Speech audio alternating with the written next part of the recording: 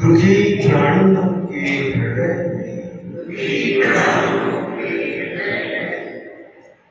त्याग का एवं सुखी प्राणियों के हृदय में सेवा का बल प्रदान करें, जिससे वे सुख दुख के बंधन से मुक्त हो आपके पवित्र प्रेम का आस्वादन कर कृतकृत्य हो जाए। शरणं हरि शरणं हरि शरणं हरि शरणं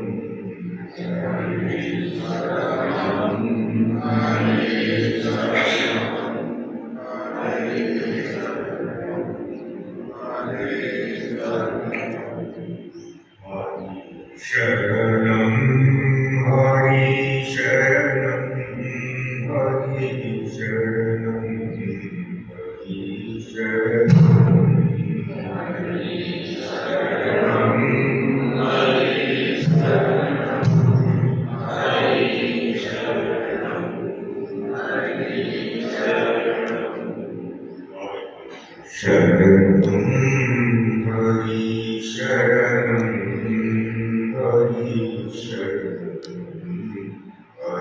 शरणं हरि शरणं हरि शरणं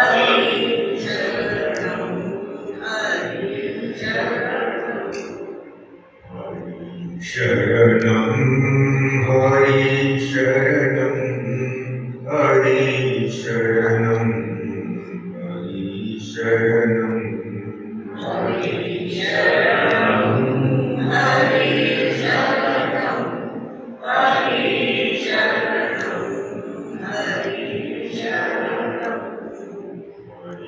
शरणं हरि शरणं हरि शरणं हरि शरणं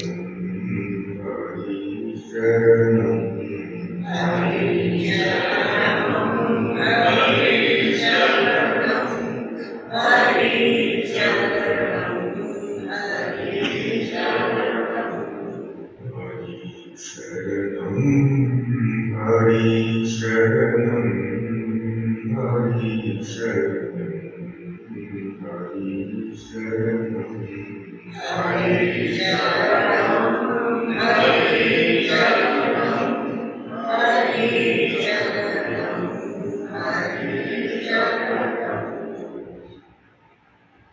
शिव शिव शंकर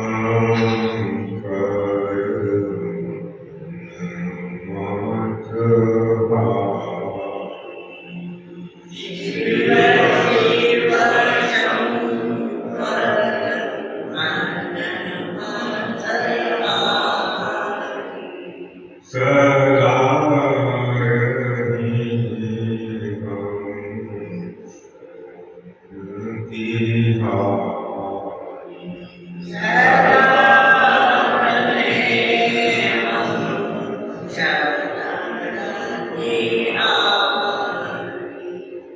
श्री राम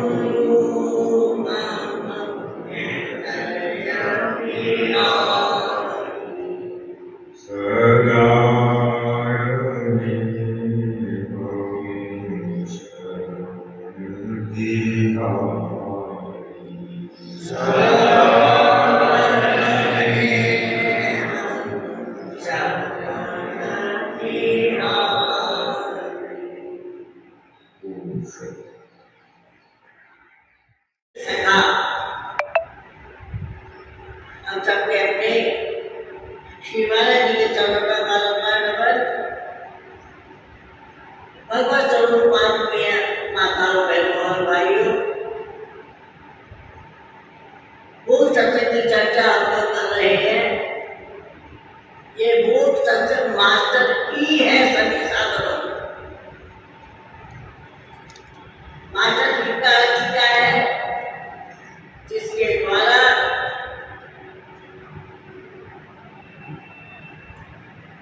जिसके द्वारा ताला खोला जाए।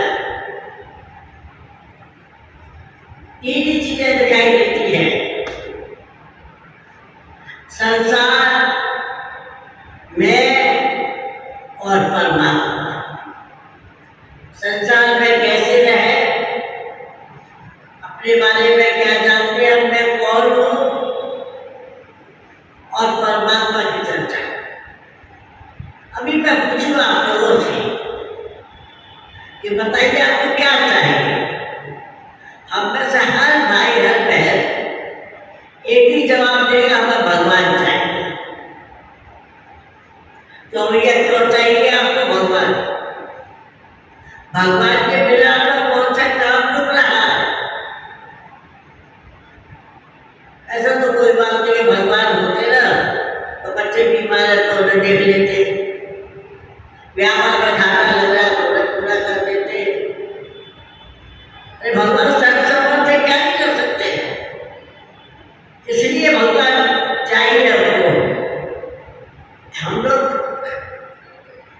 पटना गए थे, कहाँ गए थे, सत्संग के लिए बाहर गए थे, तो एक परिवार ने हमें भोजन के लिए बुलाया। तो हम भोजन के लिए गए, जैसे घर में घुसे तो हमें ठाकुर जी के श्री चित्र दिखाई दिए। ठाकुर जी स्वयं भी, हनुमान जी भी, भगवान शंकर भी, सब थे, पूरी बारात थी। हमें चलो ये तो अच्छा है। जैसे हमने माथा लगाया तो माथे में धूल भर गई एकदम, बड़ा आश्चर्य लगा। हमने कहा भाई आपने यहाँ ठाकुर जी विराजमान के लिए कम से कम उनकी झाड़ तो बढ़िया करो, अपने नहाते बड़े बढ़िया बढ़िया साबुन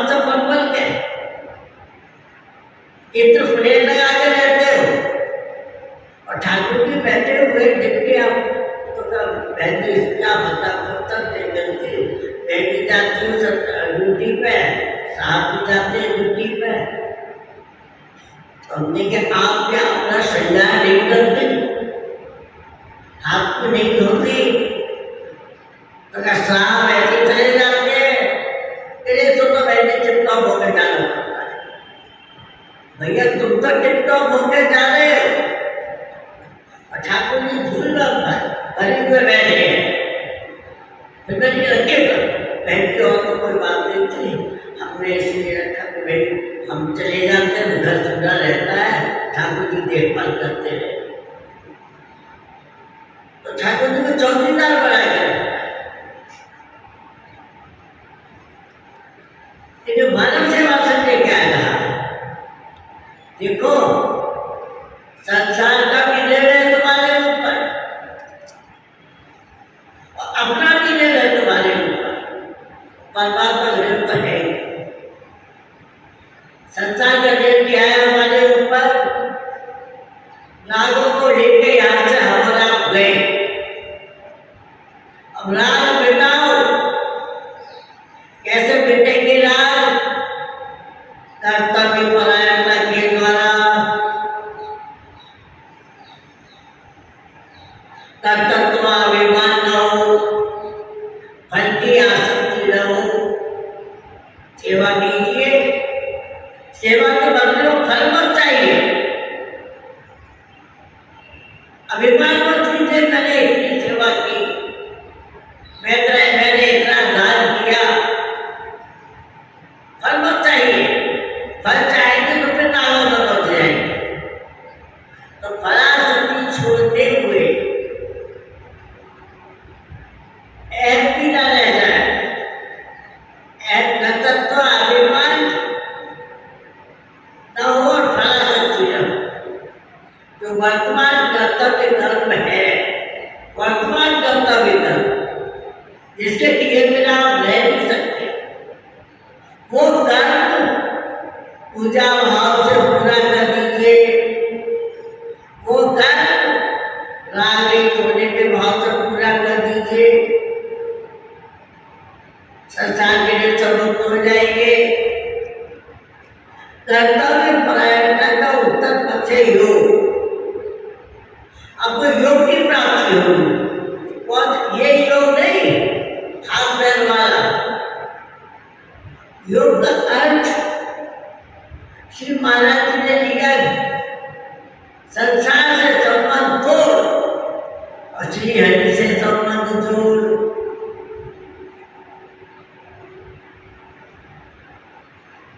तो ये की मार्जन की हुई योग की प्राप्ति के लिए। इसी प्रकार गोल और पेट की प्राप्ति के लिए साइकालिक बैठक पर चर्चा करेंगे। अब निवेदन है कभी से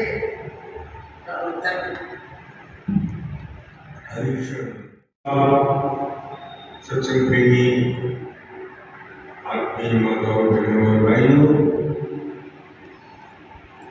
मूक सत्संग पर चर्चा चल रही है। मूक सत्संग हम सबके जीवन का अभिन्न अंग बन जाए। परंतु श्री स्वामी जी महाराज ने मूक सत्संग को सभी साधनों की आधारभूमि कहा, जिससे सभी साधन उत्पन्न होते हैं, प्रकट होते हैं, उनका प्रादुर्भाव होता है। तो मूक सत्संग कैसे करें? श्री महाराज जी ने परामर्श किया, प्रातःकाल सोकर को व्यवहार की सुषुप्ति जागृति में बदले तो आप उसी स्तर पर, उसी अवस्था में और थोड़ी देर शांत होकर बैठ जाइए, क्योंकि सोकर उठने के पहले हमारी चित्त वृत्ति उस पर संसार का उतना प्रभाव नहीं होता है। दिनचर्या शुरू हो जाती है तो बाहरी प्रभाव पड़ने शुरू हो जाते हैं। उस समय चित्त वृत्ति एक नैसर्गिक रूप से शांत रहती है। आपको मूक सत्संग करने में सुविधा होगी, अथवा नित्य कर्म से निवृत्त होकर शौच स्नान आदि से। और अगर आपका पूजा गृह है घर में तो बहुत अच्छी बात है, नहीं है तो किसी भी साफ सुथरे स्वच्छ एकांत स्थान कुछ देर मुझे शांत रहना है इस भाव से। देखिए इसमें करने के लिए कुछ नहीं है। जैसे हमारे अपने भारतीय वाङ्मय में और अनेकों संत महापुरुषों ने जिन्होंने नाना प्रकार की विधियों का भी प्रादुर्भाव किया है। यद्यपि सभी ध्यान की विधियां शास्त्रोक्त शास्त्र सम्मत हैं अथवा महापुरुषों के द्वारा चलाई गई है, निश्चित है, उनके द्वारा शुरू की गई है, उनके आपके अनुभव सिद्ध है, लेकिन उन सभी विधियों में कुछ न कुछ करने की बात रहती है। मूक सत्संग में हमें कुछ करना नहीं है, ये बात ध्यान में रखने की है। प्रसंगवश कुछ मैं विधियों का आपके सामने उल्लेख करता हूं। जैसे हमारे ग्रंथों में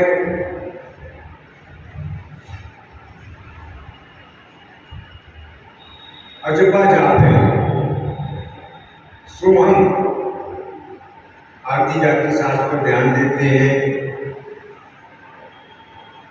सांस आ रही है वो है सो, जा रही है वो अहम, या जो जा रही है वो सो और आ रही है वो अहम, सोहम का जाप करते हैं। ध्यान की विधि है, प्रेक्षा ध्यान है। प्रेक्षा ध्यान क्या है? प्रेक्षा शब्द देखने को कहते हैं। एक बार सत्संग भ्रमण के सिलसिले में हम एक स्थान पर पहुंचे, वहां एक आश्रम था। उस आश्रम के अतिथि रहे उस समय, तो वहां सायंकाल को उनका एक ध्यान कक्ष था इसी की तरह, और सामने एक मंच था छोटा सा, नीचे फर्श दरी आदि बिछी हुई थी। तो मंच के ऊपर ओम प्रतीक था, ओम लिखा हुआ था, और नियॉन लाइट जलती थी उसमें। नियॉन लाइट आप समझते हैं, रेड लाइट, जैसे एलईडी बल्ब कहते हैं, इस तरह उसमें लाइट थी। तो सायंकाल को वहाँ क्या परंपरा थी, सब अंधेरा कर देते थे, लाइट बंद कर दी सब, केवल वो ओम की जो लाइट जलती रहती थी।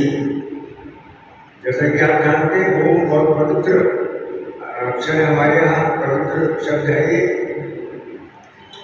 भगवान श्री कृष्ण ने कहा इसको ओम इति एकाक्षरम ब्रह्म, ये मोनोसिलेबल ब्रह्म रूप है। प्रणव की बड़ी हमारे प्रतिष्ठा है अपनी भारतीय संस्कृति में। महर्षि पतंजलि ने भी योग दर्शन में प्रणव के संबंध में कहा है। प्रणव योग ओम को ही कहते हैं, तस्य वाचक प्रणव। ये प्रणव उसका जो परमपिता परमात्मा है, सृष्टि का आधार है, उत्पत्ति का आधार, प्रकृति का प्रकाशक, जगत का नियंता नियामक, सारी सृष्टि बनी, उसका ये वाचक है, दस वाचक प्रणव। तो प्रणव के ऊपर ध्यान करते हैं, खाली बस ओम जो है उसकी वो रेड लाइट जल रही है और सब लाइट बंद करके सब लोग शांत है, उस पर ध्यान लगाइए थोड़ी देर। तो आप देखेंगे जब चित्त वृत्तियों को एकाग्र करते हैं आपको शांति की अनुभूति होती है। सामान्यतः क्या होता है, नॉर्मली हम सबकी चित्त वृत्तियां बिखरी हुई रहती हैं, अनेक प्रकार के विचार आते रहते हैं जाते रहते हैं, ये स्वाभाविक है सबके लिए। कुछ लोग क्या करते हैं कि किसी जैसे बीज मंत्र दे दिया कोई, ओम का भी उच्चारण कर सकते हैं। पहले हमारे मानस सेवा संघ में जब पूज्य श्री महाराज जी सत्संग की शुरुआत करते थे तो 3 बार ओम का उच्चारण होता था।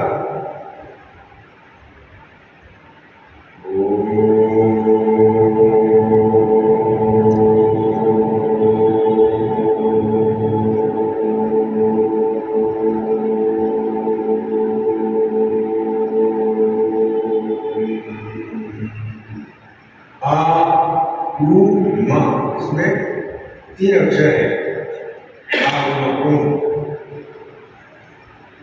तो ये 3 बार इसका उच्चारण होता था पहले मानस सत्संग की बैठक शुरू होती थी, फिर एक बार का रह गया उच्चारण। अब वो एक बार भी नहीं होता है, कभी होता है कभी नहीं होता। तो इसका भी सहारा लेते हैं। देखिए, जब हम शांत होकर बैठते हैं तो बैठते ही आपका ध्यान लगता है, ये नहीं होता, या बैठते ही आप शांत हो जाए, चित्त वृत्ति समाहित हो जाए, आप अपने आप में स्थित हो जाए, ऐसा नहीं होता है।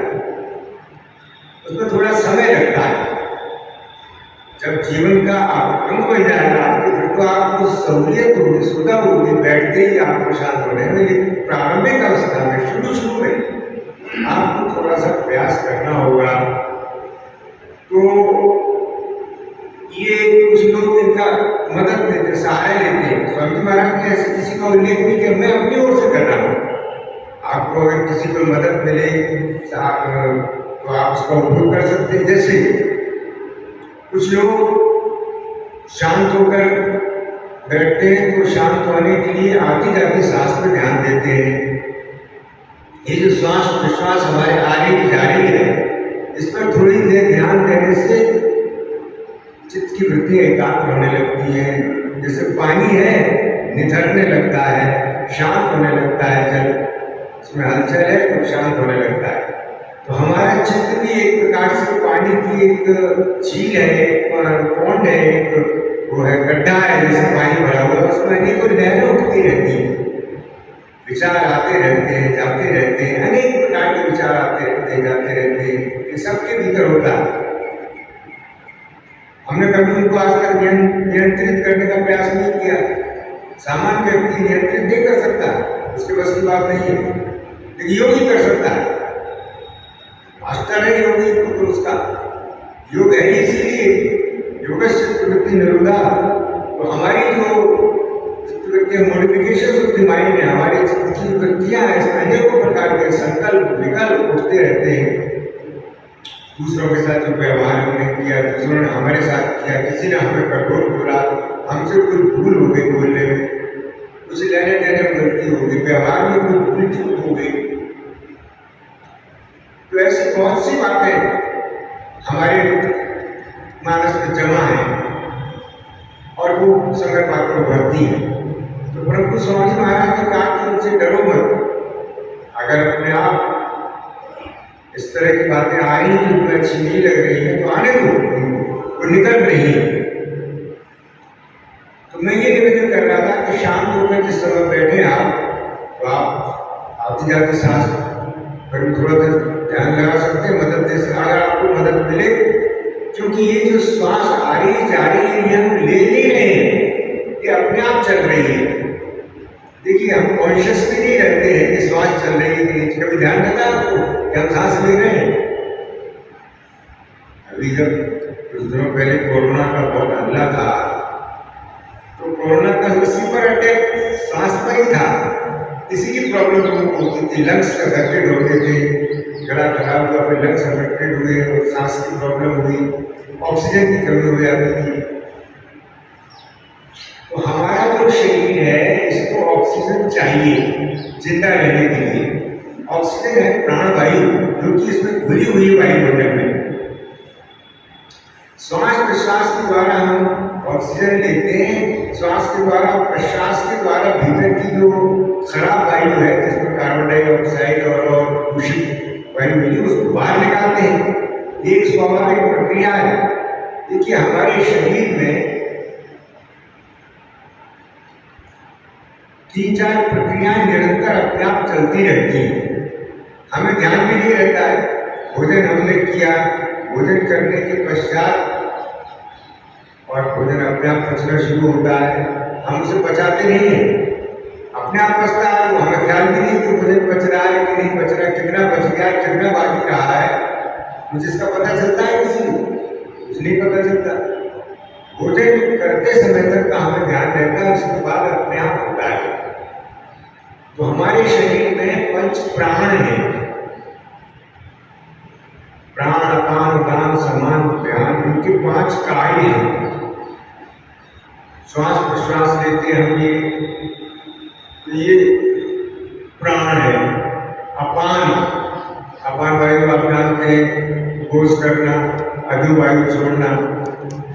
प्राण, अपान, उड़ान, समान, व्यान, इनके काम क्या है? इनके काम है रेस्पिरेशन, श्वास लेना छोड़ना, सर्कुलेशन ब्लड का।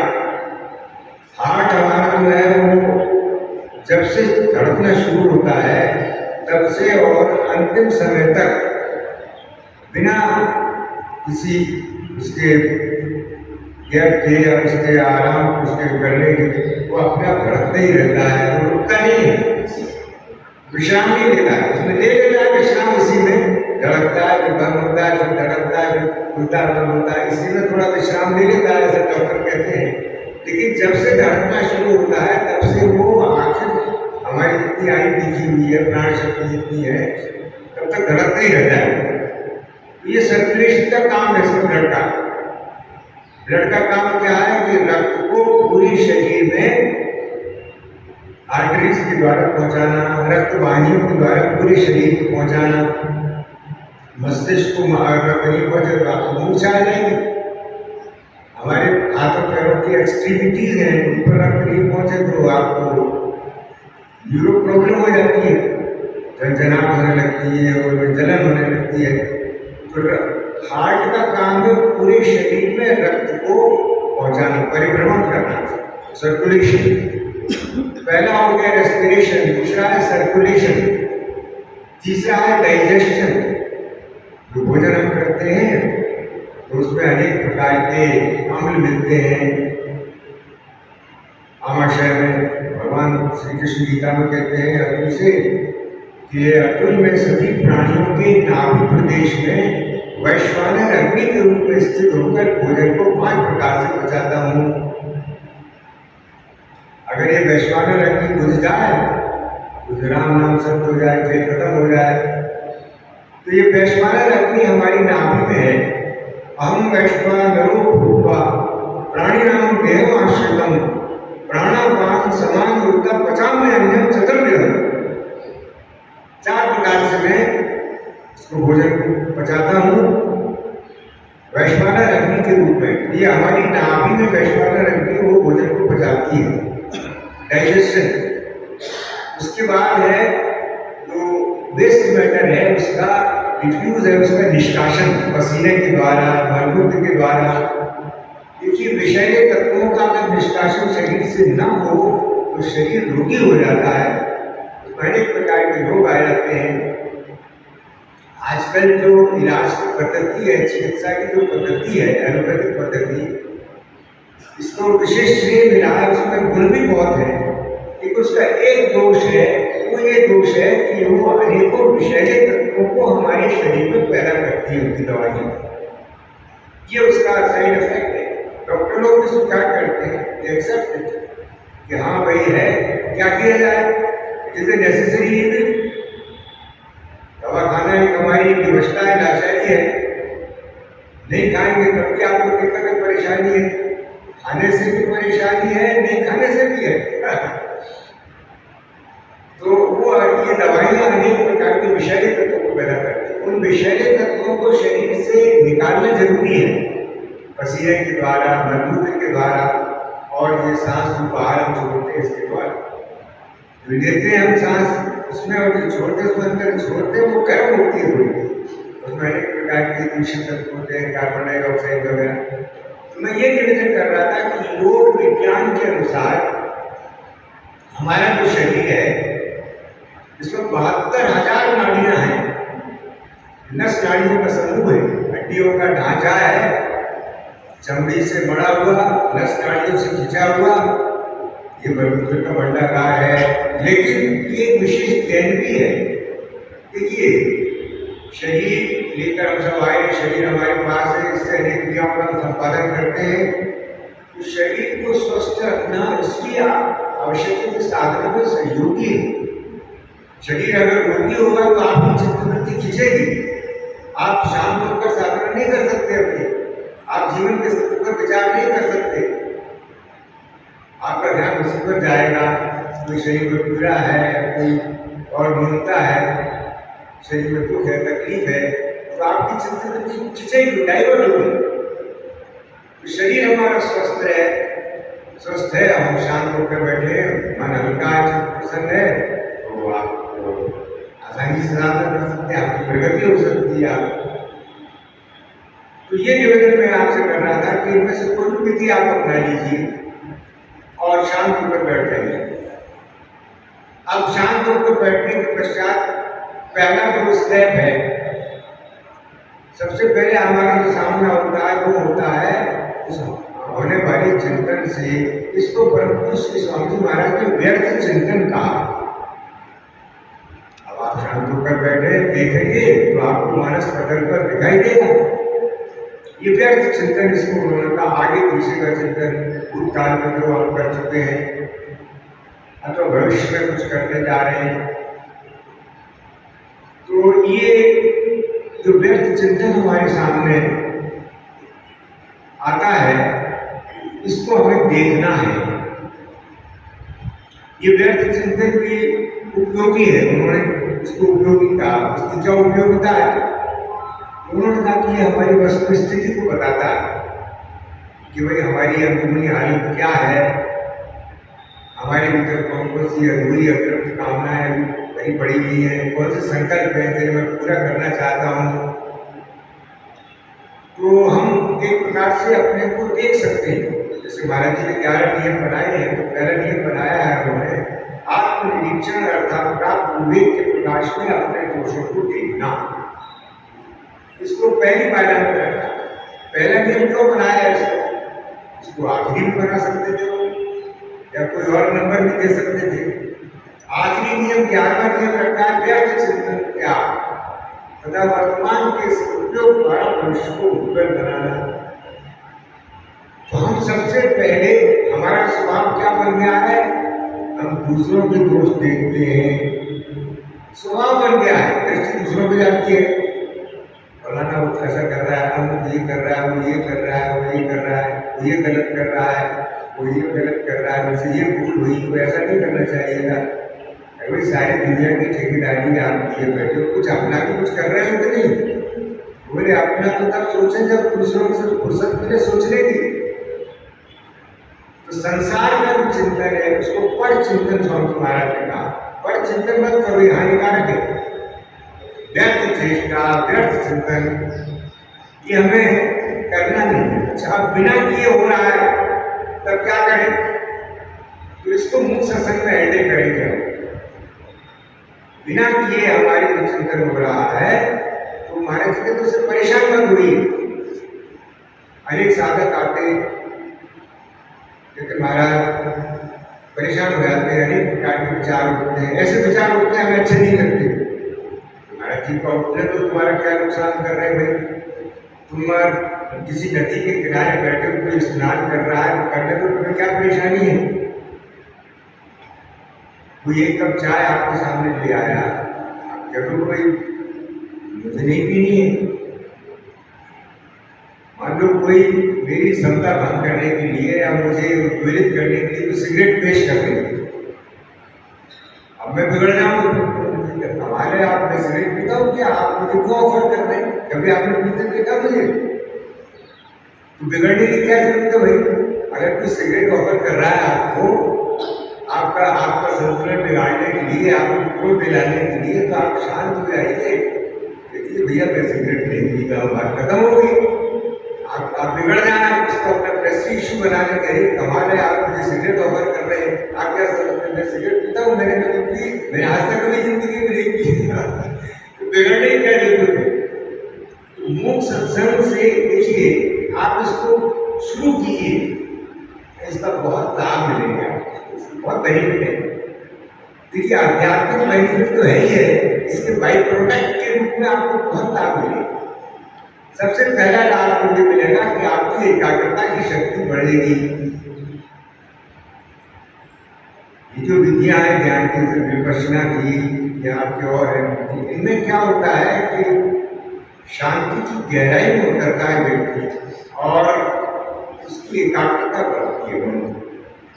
मन की एकाग्रता बढ़ती जाएगी, मन की शक्ति बढ़ती जाएगी। और फिर क्या होगा, आप किसी विषय में, जैसे हम एक काम, आज क्या हमारी हालत क्या है, हम एक काम कर रहे हैं और किसी ध्यान कहीं और है हमारा। ये समस्या नहीं होनी चाहिए, ये एब्नॉर्मलिटी है, ये अस्वाभाविक स्थिति है। भगवान गीता में कहते हैं अर्जुन से कि भाई हमें काम कैसे करना चाहिए, हर कार्य कैसे करना चाहिए। योगस्थ कर्माणि संगम त्यक्त्वा धनंजय। योग में स्थित होकर कर्म करो, योग में स्थित होकर नहाओ, योग में स्थित होकर शौच करने जाओ, योग में स्थित होकर भोजन करो, योग में स्थित होकर शयन करो, योग में स्थित होकर जो है वो दूसरों से व्यवहार करो, बातचीत करो। हर समय योग में रहो, हर समय आप कहीं योग में रह सकते, हर समय रह सकते। देखिए योग स्वाभाविक है, हर समय हम भोग में नहीं रह सकते, हर समय कोई क्रोध में रह सकता है? बताइए, क्रोध आएगा चला जाएगा, लेकिन शांति है हमें हर समय रह सकती है, क्योंकि वो स्वाभाविक है, उससे हमारी जाति एकता है। तो योग से हमारी जाति एकता है, भोग से हमारी जाति एकता नहीं है। भोग अर्थात इंद्रियों का विषयों से सहयोग, उसमें हम सदैव नहीं रह सकते। देखिए दिन भर काम करने के पश्चात हम थक जाते हैं, तो आखिरकार में शक्ति संचय के लिए नींद में जाना पड़ता है। निद्रा देव की गोद में रात्रि को जाते ही नहीं जाते, क्यों जाते हैं? 24 घंटे काम करते रहिए। आप कहेंगे साहब देखिए, अगर भगवान ऐसा बना देते कि आदमी 24 घंटे काम करता रहे तो आदमी 24 घंटे काम करता रहता तो रात को भी नहीं सोता, लेकिन थक जाते हैं। अब थक जाते हैं तो क्या करें? शक्ति संचय के लिए नींद तो जाना ही पड़ेगा। तो नींद में जब हम जाते हैं तो हमें शक्ति मिलती है और हमारा संसार से संबंध टूट जाता है। जागृत, स्वप्न, सुषुप्ति 3 अवस्थाएं बताई हैं, इन्हीं को हम देखें। देखिए योग तो प्रयत्न से, पुरुषार्थ से साथ है, लेकिन नींद तो सबको स्वाभाविक सुलभ है। तो कभी हमने विचार नहीं किया इस पर कि प्रतिदिन हम सोते हैं और उसमें स्वप्न भी देखते हैं, लेकिन गहरी नींद भी आती है। जो गहरी नींद है, जिसको स्वप्न रहित निद्रा कहते हैं, जिसको सुषुप्ति कहते हैं, उसमें हमें वास्तविक विश्राम मिलता है। We get real relaxation during deep sleep. प्रगाढ़ निद्रा में हमको वास्तविक विश्राम मिलता है, हमें शक्ति मिलती है। अच्छा एक बात बताइए कि गहरी नींद में जो हमें शक्ति मिलती है वो कहाँ से मिलती है? जागृत अवस्था में हम भोजन करते हैं तो आप कहेंगे साहब भोजन से हमें शक्ति मिलती है। ठीक है, भोजन में भी जो शक्ति है वो सूर्य की ऊर्जा है। सूर्य भगवान के मन में क्यों करते हैं? इसलिए करते हैं कि जो कुछ हम खाते हैं, साग सब्जी, अनाज, इसमें सूर्य की रश्मियाँ संचित हैं। सूर्य की रश्मियों से उस पर शक्ति आती है, वो शक्ति हम ग्रहण करते हैं रोटी, दाल, सब्जी आदि से। तो वैज्ञानिक बताते हैं कि सूर्य की रश्मियाँ जब पौधों पर पड़ती हैं तो उसमें फोटोसिंथेसिस की क्रिया होती है, दोनों को एक तत्व होता है जो कि एनर्जी में कन्वर्ट हो जाता है सूर्य की रश्मियों से। और जब हम उन साग सब्जियों को, अनाज को ग्रहण करते तो शक्ति में प्राप्त होती है। ऐसे गहरी नींद में जो शक्ति मिलती है वो शक्ति हमको मिलती है परमात्मा से मिलती है। बोलो वृंदावन बिहारी आज में कमाल की बात है भाई, परमात्मा से मिलती है। हमें कहीं से कि हमें परमात्मा का पता ही नहीं है कुछ, हमने कभी उनको देखा नहीं, दर्शन नहीं हुई, कभी हमारी मुलाकात नहीं हुई, उनसे हमारी कोई बातचीत नहीं हुई। आप कहते हैं सब परमात्मा से मिलती है। ये मैं अपनी स्वयं नहीं कह रहा हूँ, महाराज जी की कई बात बता रहा हूँ आपको कि हम उस समय जड़ता में रहते हैं। जड़ता अगर न है तो आपको पता चल जाए कि हम परमात्मा में रहते हैं। एक बार एक सज्जन आए महाराज जी के पास, कहने लगे महाराज आपका परमात्मा कहाँ रहता है? आप जिस परमात्मा की जिक्र करते हैं, चर्चा करते हैं, वो आपका परमात्मा कहाँ रहता है? महाराज जी ने कहा कि एक बात बताओ भैया, जब आप कुछ करते हो तो कहाँ रहते हो? तो कहने लगे कि जब कुछ करता हूँ तो मैं करने में रहता हूँ। यानी जब तुम कुछ नहीं करते हो तो तुम्हारा मन कहाँ रहता है? तो कहा जब कुछ नहीं जब कुछ करता हूँ, जब कुछ करते हो तो तुम्हारा मन कहाँ रहता है? तो करने में रहता है। जब मैं कुछ करता हूँ करने में रहता है। अच्छा, जब कुछ नहीं करते तब तुम्हारा मन कहाँ रहता है? अब चुप हो गए, सोचने लगे, विचार करने लगे। तो महाराज जी का जब तुम कुछ नहीं करते तो तुम्हारा मन परमात्मा में रहता है। जब हम कुछ करते हैं, तो ध्यान से सुनिए इसको गौर से, तो हम करने में रहते हैं, और जब हम कुछ नहीं करते तो हम परमात्मा में रहते हैं। ये महाराज जी की कई बार बता रहा हूँ। ये बुक सत्संग है। अब इसमें एक रहस्य है। रहस्य ये है कि आप कहेंगे साहब जब हम कुछ नहीं करते तो हमें अनुभूति क्यों नहीं होती परमात्मा की? जब आप कहते परमात्मा में रहते हो तो उसकी अनुभूति कराने के लिए तो साधना है, और क्या है? वो इसलिए नहीं रहती है कि उस समय हम करते तो नहीं है, काम तो खत्म हो गया, लेकिन काम का चिंतन करते हैं। चिंतन तो खत्म नहीं हुआ, संसार से संबंध है, लेकिन संसार का चिंतन होता रहता है। काम खत्म हो गया, काम का चिंतन हो रहा है। अरे भाई ऑफिस बंद करके घर आ गए, फलानी चीज ग्राहक में रह गई, चेक रह गया, उसको वहाँ भेजना था, आजकल तो सब कंप्यूटर से होता है, ऑनलाइन। आज का आदमी इतना बिजी हो गया है, वर्क फ्रॉम होम हो रहा है। कोरोना जब से आया तो घर से ही कर रहे हैं। अब वो काम जब खत्म हो गया तब भी काम का चिंतन हो रहा है कि फलानी चीज आ गई, जरूरी काम करना था, उसको फोन करना था, वहां से पैसा रहता, उसको इतना दिया, उसको इतना दिया, उसको इतना चुकाना था, उसका बैलेंस रह गया, कंप्यूटर में गलती हो गई। अरे हमारे भाई अब काम खत्म हो गया, आप तो शांत रहो, अब क्यों चिंतन कर रहे हो काम का? परंतु श्री स्वामी जी महाराज ने कहा कि अगर काम खत्म होने के बाद काम का चिंतन होता है तो काम सही नहीं हुआ। ये उसकी पहचान है, कसौटी। काम सही काम का पहचान क्या है?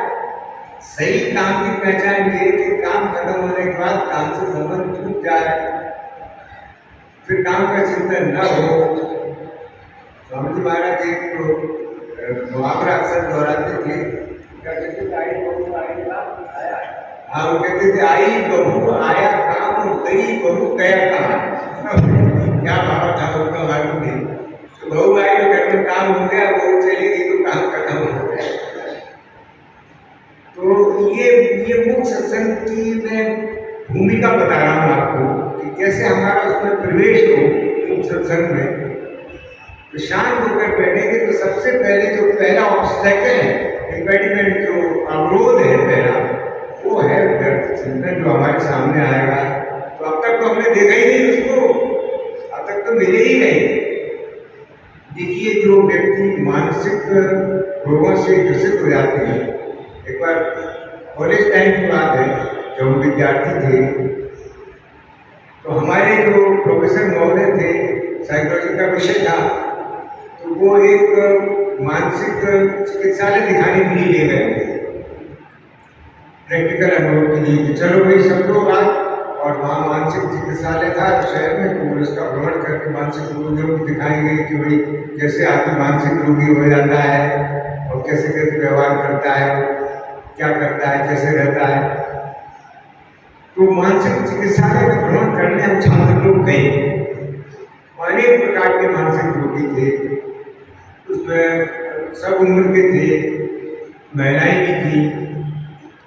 अनेक कारणों से वो मानसिक रोगी हुए, कोई घर की परिस्थिति से हुए, किसी के जीवन में कोई दुख आया बहुत ज्यादा, अनेक प्रतिकूलताएं आई, किसी की हानि हो गई, पैसा डूब गया, इस तरह से अनेकों होते कारण। तो उसमें जो मुख्य बात मैं निवेदन करना चाहता हूँ ये थी कि उस जो मानसिक चिकित्सालय था उसके ऊपर एक वाक्य लिखा हुआ था, वो मुझे अभी तक याद रह गया है। वो लिखा था, सुख सदा रहना नहीं, दुख का भी जग में अंत है, यह सोच कर निश्चित में विचलित न होता संत है। वो याद रह गया, मैंने महाराज जी की वाणी सुनी तो तरोताजा हो गई, वो सब याद।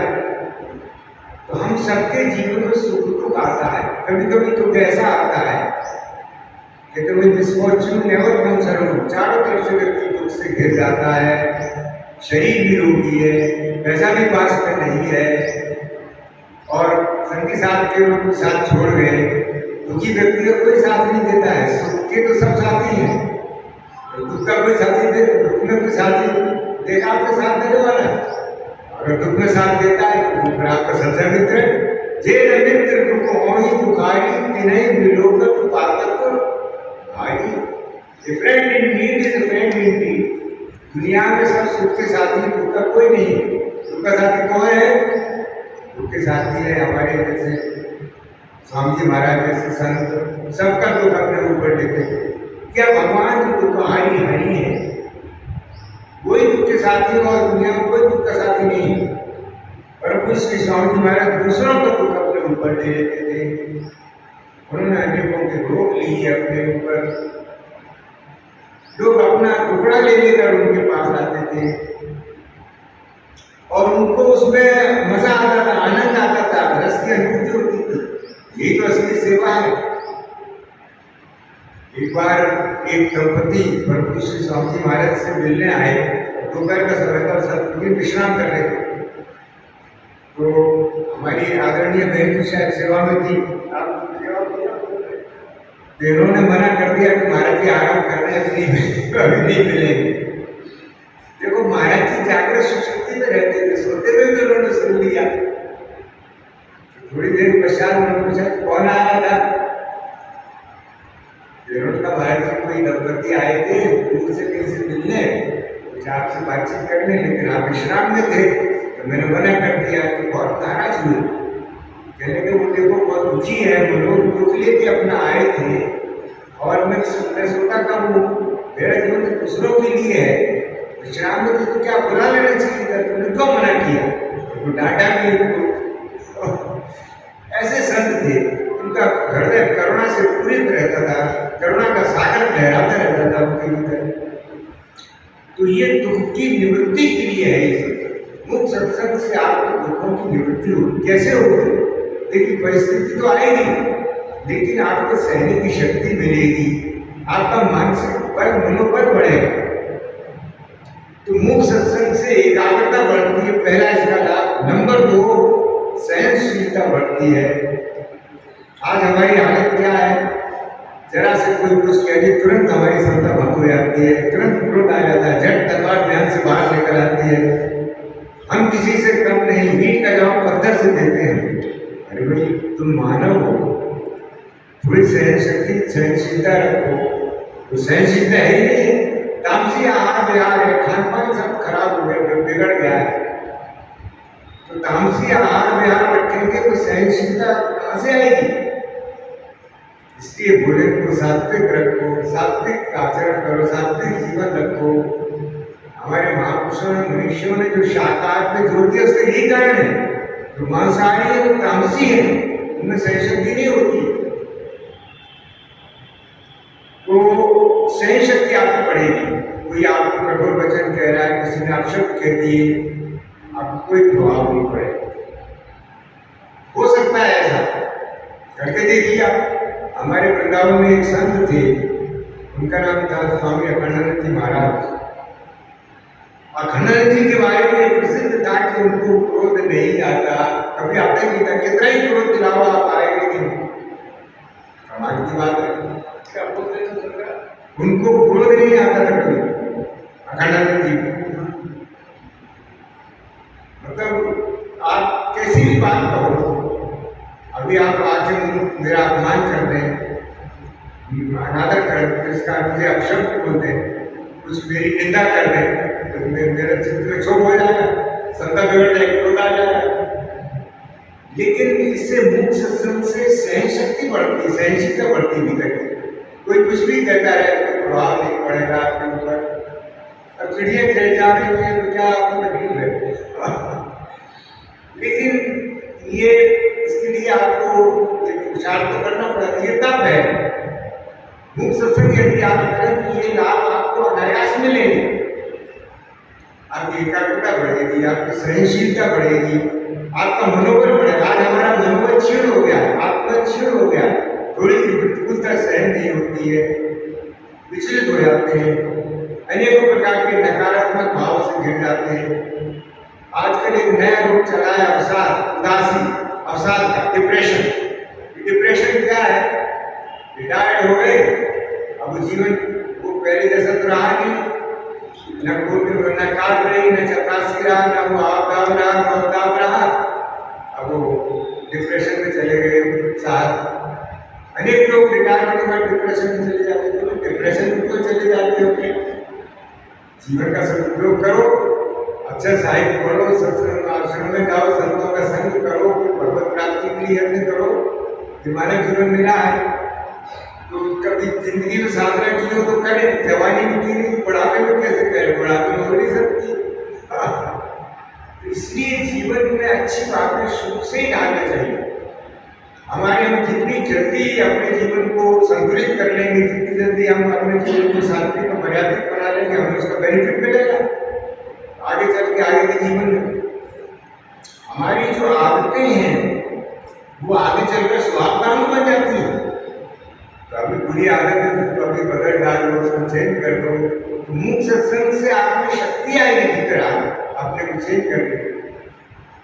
हम कठोर वाणी बोलते हैं, कठोर क्यों बोलते हुए? बुराई वाणी करो, ऊंचे स्वर से बोलते हैं तो दूसरे को प्रोवोक करती है। आप मंद स्वर में बोलो, धीरे से बोलो, प्यार से बोलो। भारत जी कहते तो भाई देखो तो प्यार से बोलो, तो प्यार से। अब प्यार कहाँ से आएगा? भीतर है नहीं, भीतर तो क्षोभ भरा है, क्रोध भरा है। तो हमारे नीतिकारों ने इसके ऊपर बहुत कुछ कहा है वाणी को। देखिए हमारा जो व्यवहार है, हमारा आपका, ये मुख्य रूप से वाणी से नियंत्रित होता है। वाणी की बहुत बड़ी शक्ति है, कुछ का कुछ करते रहीमन जिह्वा वापरी पैगी सरल पदाल, और आंखों के भीतर गई और जूती खाए कमाल। वाणी जो है इसका नियंत्रण ये आपको सत्संग से मिलेगा। ऐसी वाणी बोलिए मन का आपा खोए, औरन को शीतल करे आपको शीतल खोए। कैसे वचन बोलना चाहिए? सत्यम पूरा प्रियम पूरा, न प्रिया सत्यम अप्रियम। सच बोलो लेकिन कठोर सत्य मत बोलो। ऐसी बात मत करो किसी को बुरी लगे। सत्य बोलो, प्रिय बोलो, हितकर बोलो, मधुर बोलो। कितना कहा गया महापुरुषों ने कहा। देखिए मनुष्य की पहचान कैसे होती है? वसंत काले संप्राप्ते काकव काकव पिकव पिकव। हमारे मनीषर ने क्या कहा है? कोई व्यक्ति आदाय बोलने के लिए जब तक वो बोलता नहीं, बातचीत नहीं करता, पता नहीं चलता भाई किस टाइप का आदमी है। वाणी से पता चलता है। मधुर बोलेगा, सत्य बोलेगा, प्रिय बोलेगा, हितकर बोलेगा तो आपको अच्छा लगेगा। तो नीतिकार कहते हैं कि कौवे में और कोयल में क्या अंतर है? तो देखने में तो दोनों एक से ही है, रंग रूप समान है। बोले अंतर है, ये क्या है? बोले जब बसंत ऋतु आती है तब पता चलता है कि क्या अंतर है। कहाँ कोयल की वाणी कानों में रस घूमती है, और कौआ बोले भगाओ इसको, बिठाया डंडा और पत्थर उसको मारते भगाते हैं। तो भी उठे कागा काको धन हरे, कोयल काको दे मीठी वाणी बोल के जब अपनो कर ले। तो ये वाणी, ये मुख सत्संग से ये शक्ति हमें आएगी कि हम इसको कंट्रोल कर सकें वाणी को। Think twice before you speak. बोलने के पहले 2 बार सोचो, क्योंकि जब कमान से तीर निकल गया तो फिर लौट कर वापस नहीं आएगा। तो क्षमा याचना रह जाएगी कि हाँ भाई किसी की भावना आए तो आहत हुई हो तो मैं क्षमा चाहता हूँ। अरे कोई बात ही ऐसी क्यों कहते हैं कि किसी की भावनाएं आहत हो? तो कंट्रोल नहीं वाणी, जुबान फिसल जाती है। तो जुबान का फिसलना रुकेगा मुख सत्संग, ये शक्ति है इसमें। तो समय पूरा हो रहा है, तो शांति हमें रहना है। आगे चर्चा इस पर सायंकाल को जारी रहेगी। और मैं एक और निवेदन आप भाई बहनों से करना चाहता हूँ कि आप अपनी जिज्ञासा रखें। मूक सत्संग के बारे में आप स्वयं इसको करें, और जो इसमें कोई कठिनाई आपको प्रतीत हो, कोई जो असुविधा हो या दिक्कत हो या इसमें कोई परेशानी हो, उसको रखें आप मेरे सामने, उस पर हम विचार करेंगे। इसका हमें लाभ उठाना चाहिए कि महापुरुषों ने एक चीज हमें दी है। मानव जीवन निकला जा रहा है और सब दुनिया के काम तो हो ही रहे हैं, जो हो रहे हैं, चल रहे हैं। देखो घड़ी की टिक टिक कभी रुकती नहीं है, समय की गति कभी रुकती है क्या? नदी का जो जल है प्रवाह सतत प्रवाहमान है। दिन हफ्तों में बदल रहे हैं, हफ्ते महीनों में बदल रहे हैं, महीने वर्ष में बदल रहे हैं। 2020 चला गया, 21 आ गया, 22 आ गया, 22 भी जा रहा है, 23 आ जाएगा, 24 आ जाएगा, 25 आ जाएगा। कहाँ से कहाँ दुनिया पहुंच गई। पीछे जब दृष्टिपात करते हैं तो लगता है जैसे मैं कोई स्वप्न देख रहा था। हमारे तो महापुरुष पहले कह रहे हैं कि ये तो स्वप्न तो है ही है। उमा गाँव में अनुभव अपना सत्य हरि भजन जगत सब सपना, बोले कह तो गए, लेकिन तो अब लगता है कि वास्तव में स्वप्न ही देख रहा था। सारा जीवन कहाँ कैसे निकल गया पता ही नहीं चला। तो इस जीवन का सदुपयोग करो, ये हमारे महापुरुषों की देन सीख है उनकी, जितना हम कर सकें। जो निकल गया सब निकल गया, वो तो आपके हाथ से, वो तो अब आपके हाथ में है नहीं। जो है उसका हम बढ़िया से बढ़िया सदुपयोग करें। ये मूक सत्संग ये वास्तव में जीने की कला सिखाता है और जीवन को संतुलित करता है। आपका माइंड आपके कंट्रोल में आ जाए, आपके सेंसेस, आपकी इंद्रियां आपके नियंत्रण में आ जाएंगे, आप मास्टर हो जाएंगे अपनी बॉडी और माइंड। इसमें इतनी शक्ति है महापुरुषों को, ये उनकी देन है। इस पर आगे चर्चा सायंकाल को जारी रहेगी। थोड़ी देर के लिए हम सब शांत रहेंगे, 5-7 मिनट।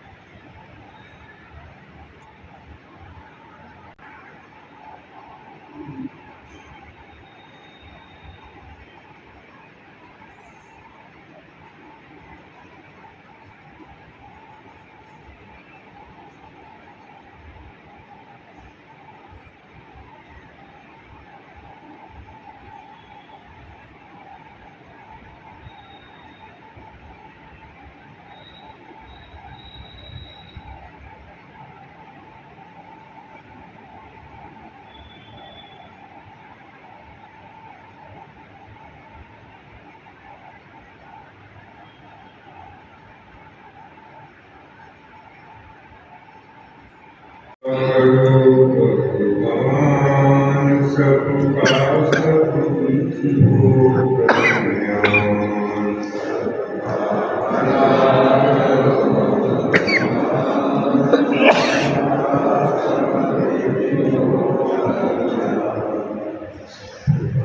दया करो भगवान सबका सब हो कल्याण।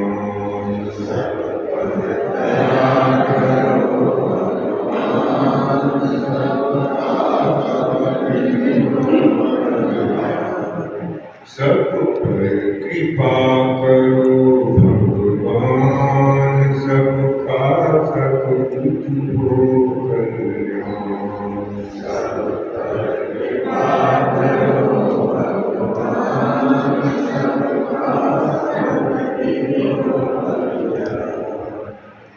सबके हृदय बसो भगवान सबका सब हो कल्याण।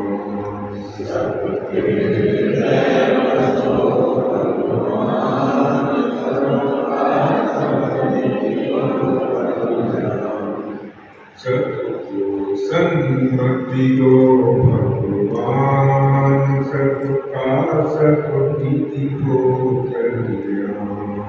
सबको सन्मति दो भगवान सबका सब हो कल्याण। मेरे नाथ आप अपनी सुधामयी सर्व समर्थ पतित पावनी अहेतु की कृपा से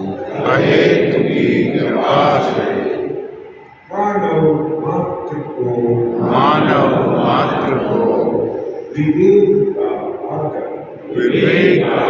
आदर तथा पल का सदुपयोग करने की सामर्थ्य प्रदान करें एवं ये करुणा सागर अपनी अपार करुणा से शीघ्र ही राग द्वेष का नाश करें। सभी का जीवन सेवा त्याग प्रेम से परिपूर्ण हो जाए।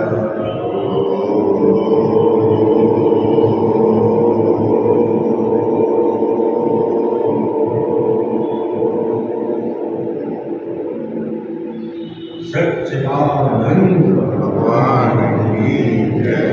करुणा सिंह भगवान की जय। भक्तवत्सल